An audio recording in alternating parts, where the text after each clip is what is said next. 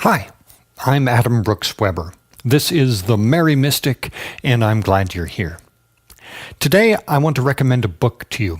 This is a book by John Dorhauer, who is the General Minister and President of my denomination, the United Church of Christ. I met John at an event last month called Vitality Day, where he was the featured speaker, and I was leading some music and prayer. Now, for those of you who don't know, the United Church of Christ is a mainline Protestant denomination here in the United States.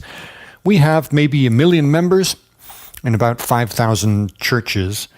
We're a historic denomination with roots that go back to the Puritans and the Pilgrims in colonial America.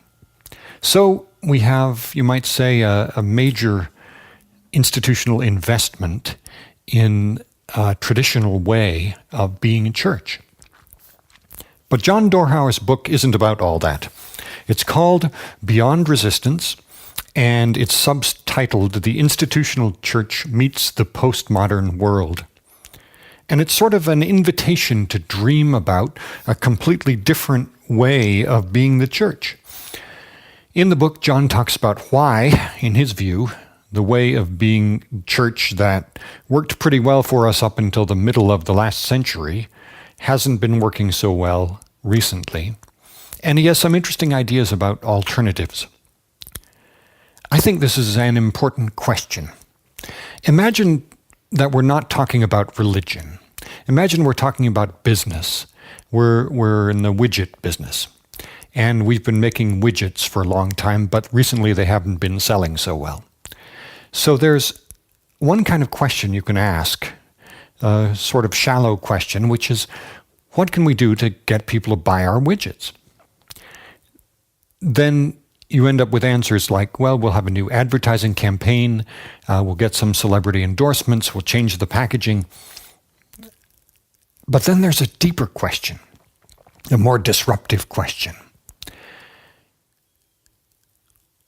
Maybe we should be making a totally different kind of widget.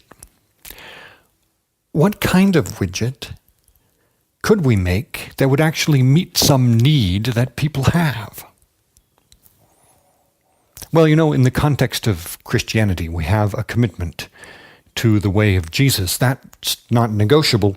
But if you think about it, that commitment doesn't actually restrict us to any sort of conventional way of doing church.